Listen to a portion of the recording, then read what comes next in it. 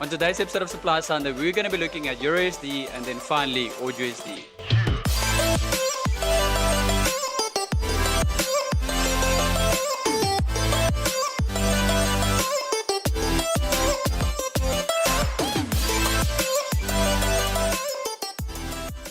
EURUSD created a new weekly low over there. So once again, it's going to be a difficult week for us because we need to see if we can trade the pullback or obviously patiently wait for the pullback and then from there trade the continuation. But let's see what we can expect going into this week.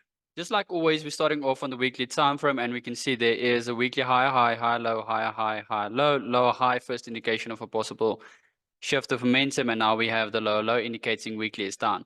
Back in the day, I used to write down weekly down, daily down. So from there, I know that I'm only looking for short positions, and that also helped me to not trade against the trend, because what a lot of traders will do now is say that price is dropping into the lows. Where can we turn around the market? Then we have buying pressure there, and you constantly keep losing because you know that you're obviously looking for the reversals.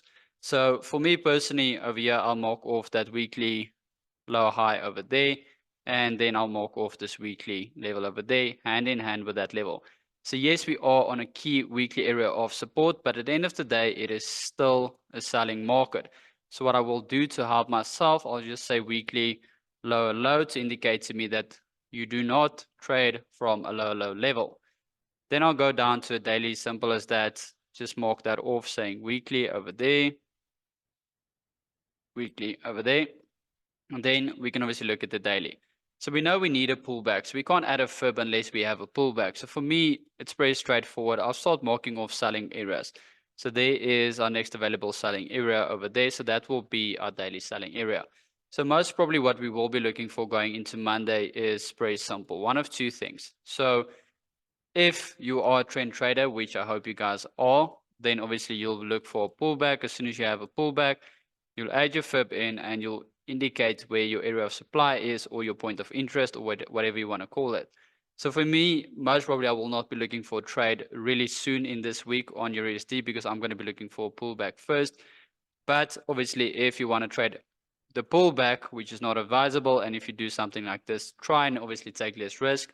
You can add your fib extension. So add your fib on your previous trend, which is low to high, and then you have your 168 and then your 178 fib on the other side. So from there, you can create a little bit of an area of demand, and then from there, just drop to the lower time frames. So if we're looking at current market structure, we are still creating a low.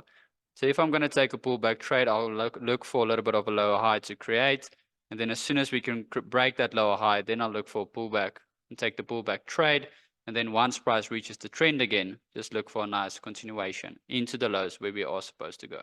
For access to full daily market updates, VIP lessons, one-on-one sessions with myself, advanced courses, all you need to do is just click with the link in the bio, Markets Club, 100% free academy. All you need to do is fund your trading account to get full access to all the benefits listed in the website. AUDUSD is still in the ranging market. We are on a weekly selling trend, daily selling trend, but we are still within that range. So let's see if we can get the pullback and then later in this week, get that continuation trade into new lows. Okay, with AUDUSD, pretty much the same thing. We can see there is a weekly low over there and we have a weekly high over there.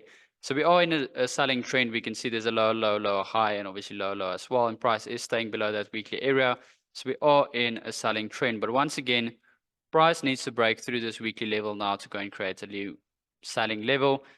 So already that indicates to me that I'm not looking for buys, because if we have a lower high, we usually create a lower low. So for me, I know that I'm not going to be looking for buys. So in this instance, it makes it a little bit easier for us to understand, because we know we're going to be looking for a pullback, and once we have a pullback, we are going to be looking for a trade going forward as well.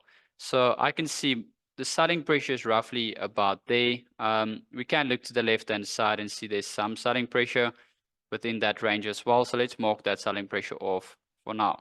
So where a lot of people will be looking for push into that level, pullback trade, whatever, what we are going to be doing is obviously looking for the pullback for now. If we drop to the lower time frames, we can see the selling pressure is actually over there. And that is a little bit of a better breakdown for us.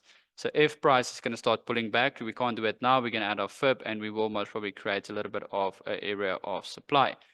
So AUDUSD pretty much in the same boat. I'm not going to be looking to do anything with this. I mean, it's really just too much of a risk to trade against the trend. But once again, I need to show you guys both sides of the story. We can see there's buying pressure over there, and we can see there's a fib extension over there.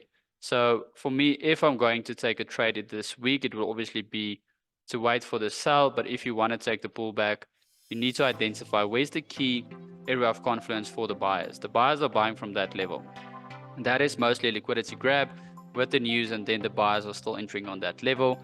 So if price can close back above there, we can take a pullback trade, and then from there continue and jump back into the bigger trend.